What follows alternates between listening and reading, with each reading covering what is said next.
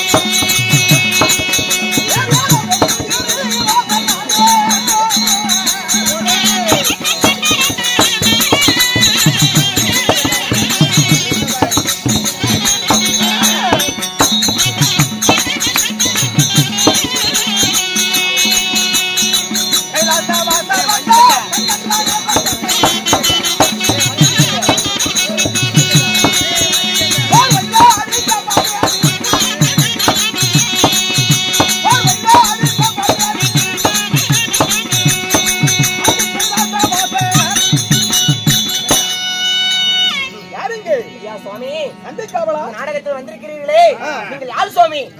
புரிந்ததா என்ன? இல்ல சாமி, நாங்கள் சொன்னால் தெரியும். அதாவது முச்சுடலில் ஒருவராக வந்தவர். முச்சுடலில் ஒருவராக வந்தவர். ஆமா. உங்களுடைய பெயர்?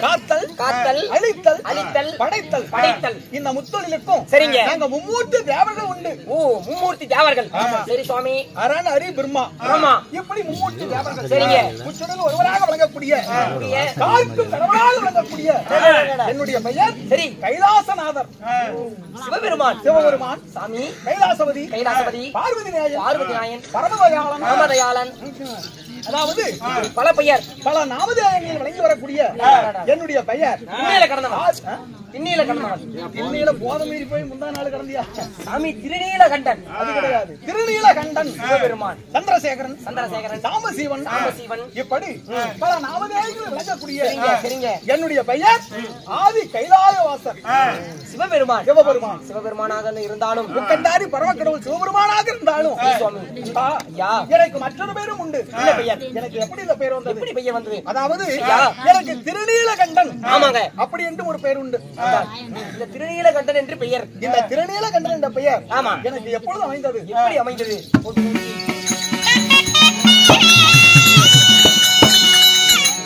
அன்பா அந்த காதியில தான் வரல.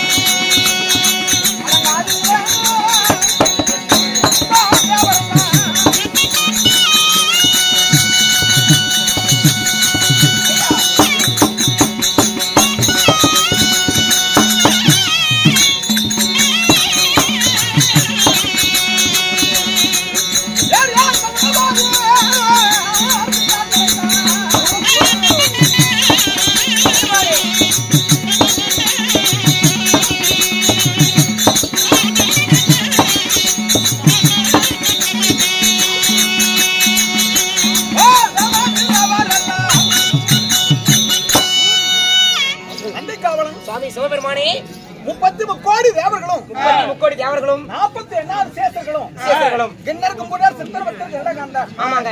அந்த வாசியில் சொல்லக்கூடிய அனைத்து தேவர்களும் ஒற்றுமையாக சேர்ந்து திருப்பார் கடலிலே ஆமாங்க தேவ அமிர்த கடை ஏற்பாடு செய்தாங்க. ஏற்பாடு செய்தார்கள். இதற்காக நரை திரை மூப்பு பிணி இந்த 4 தேவர்களுக்கு அணுகாம இருக்கணும்னு அமிர்த கடை ஏற்பாடு செய்தாங்க. சரி சாமி.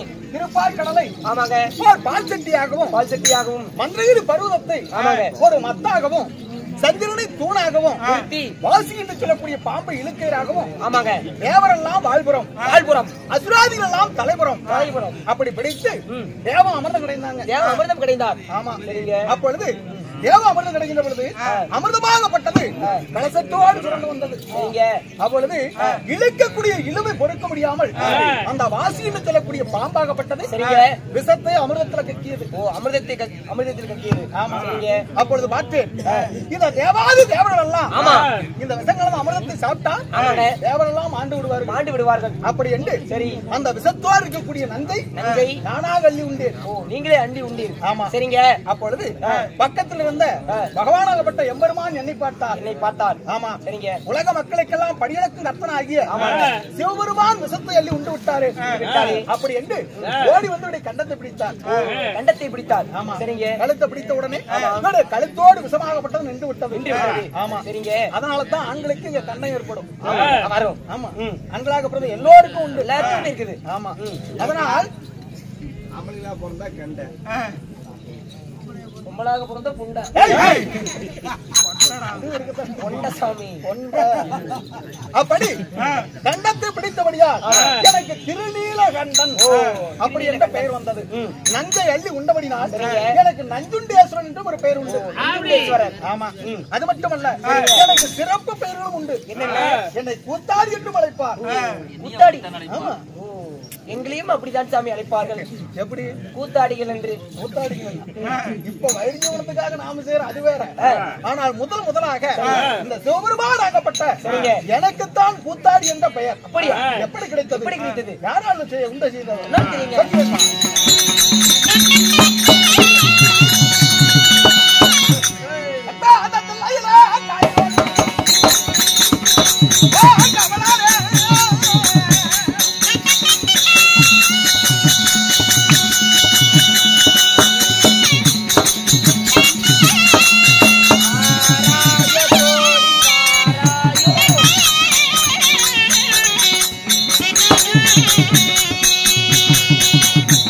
யார்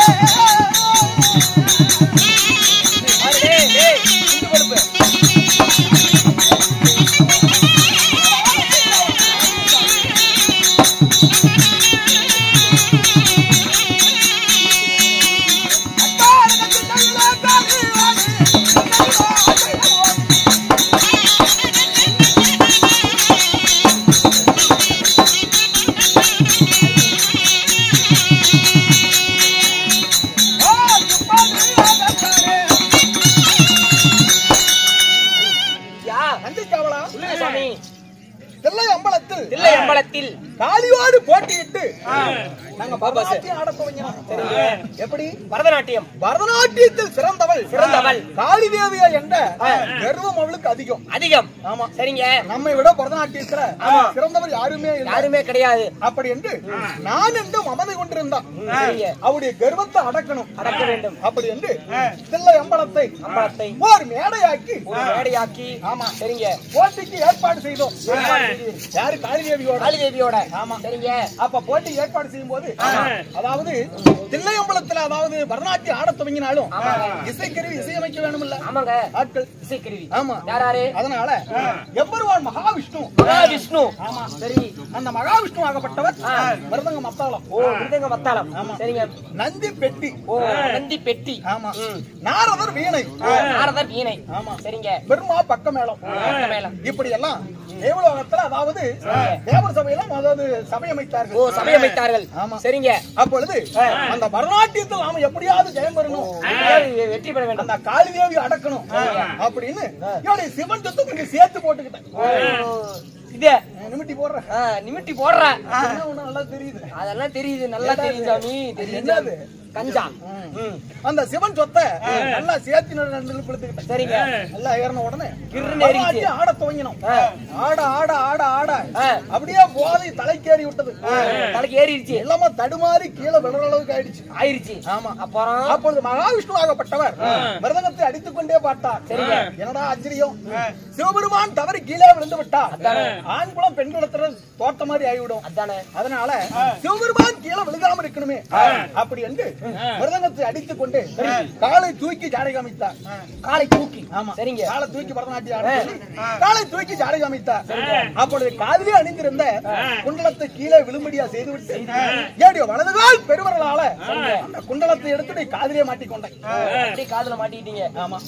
அப்பொழுது அதாவது காளிதேவி பார்த்தா, என்னடா சிவபெருமான் மட்டும்தான் காலை தூக்கி பரதநாட்டியம் ஆடுவாரா, நம்மால் ஆட முடியாதா அப்படின்னு அந்த சக்தி தேவி ஆகப்பட்டவனும் காளிதேவியும் காலை தூக்க ஆரம்பிச்சுக்கிட்டா. ஆமா. அப்பொழுது பார்த்தா மகாவிஷ்ணு ஆகப்பட்ட எம்பெருமான் ஒரு பெண்மணி ஆகப்பட்டவள் 10 பேர் நிறைந்த சபை, தேவதேவர்களெல்லாம் நிறைந்திருக்கக்கூடிய சபையில காலை தூக்கி பரதநாட்டியம் ஆடினால் அபிமானம் கட்டுவிடும். அதெல்லாம் தெரியும் சாமி. மானம் அதாவது இந்த உலகத்தில் போனால் வராதது 2 தான். ஆமா சரிங்க. ஒன்று உயிர், இன்னொன்னு மானம். மானத்தை இழந்து ஈனத்தனமான ஒரு காரியம் செய்ய நம்முடைய தங்கை துணிந்து விட்டு அப்படி என்று அதாவது மிருதங்கத்தை அடித்துக் கொண்டு தங்கா இது தப்பு தப்பு தப்பு தப்பு தப்பு. ஆமா. அடித்த உடனே காளிதேவி ஆகப்பட்டவள் வெக்கி தலைகுனிந்து வேதனையோடு அந்த தில்லையம்பல மேடையை விட்டு பரதநாட்டியத்தை விட்டு கீழே இறங்கி போனான். இறங்கி விட்டார். ஆமா சரிங்க. அப்ப தேவதேவர்கள் அனைவற்ற பேர்களும் பார்த்தார். சகல கலைகளுக்கும் இவரே வல்லவர், இவரை விட சிறந்தவர் யாருமே இல்லை, பரதநாட்டியத்தில் சிறந்தவர் இவரே அப்படி என்று தில்லையம்பல மேடையிலே அதாவது தில்லையிலே எனக்கு அதாவது கூத்தாடி என்றும், ஆமா சிதம்பரத்திலே நடராஜர் என்றும் ஆமா சரிங்க எனக்கு பெயரும் உண்டானது. இப்படி இருந்தாலும் முத்தொழிலுக்கு நாங்க மும்மூர்த்தி தேவர்கள் உண்டு. தேவர்கள் காக்கும் தொழிலை மேற்கொண்டவர் இந்த கைலாசநாத சிவபெருமான். ஆமா சரிங்க. அழிக்கும் தொழிலை மேற்கொண்டவர் ஆதி மகாவிஷ்ணு. ஆமா சரிங்க. அடுத்தது அதாவது அதர்மத்தை அழித்து தர்மத்தை நிலைநிறுத்துபவர் யாருங்க? கண்ணனாகப்பட்ட எம்பெருமான். இந்த உலக ஜீவராசிகள் எல்லாம் யானை முதல் எறும்புகளை 84 லட்சம் ஜீவ பேதங்களுக்கும் ஒரு ஆணுக்கு பெண்ணும் ஒரு பெண்ணுக்கு ஒரு ஆணும் படைக்கும் தொழிலை மேற்கொண்டவர் ஐமுகம் அடைத்த பிரம்மதேவன். இப்படி நாங்க மும்மூர்த்தி தேவர்கள் இருந்தாலும் நான் கைலமலையிலே இருக்கிறேன். அப்படியா இருந்த போதிலும் ரத்னாபுரி கோட்டை ஆண்டு வரக்கூடிய மாதாவி அசுரனாகப்பட்டவன் தேவனுக்கு எல்லோருக்கும் இடுக்கம் செய்து கொண்டிருந்தான். எல்லா தேவளையும் அழைத்து உதைத்து துன்புறுத்தி கொண்டிருந்தான். ஆகட்டும். அவன் வாங்கிய வரம் எப்படி? பெண்ணுடைய வயிற்றிலே பிறந்தவர் யாருமே அழிக்க கூடாது அப்படி என்ற மாபெரும் வரத்தை பெற்றிருந்தான். அதனால அண்ணவனை அழிப்பதற்காக நாங்க தேவதேவர்கள் அனைவற்றவர்கள் ஒற்றுமையாக சேர்ந்து அதாவது இமயமலை சாலையிலே வாழ்ந்து வரக்கூடிய சம்புகேச மகாமுனிவர், சொம்புகோத்தி மகாமுனிவர்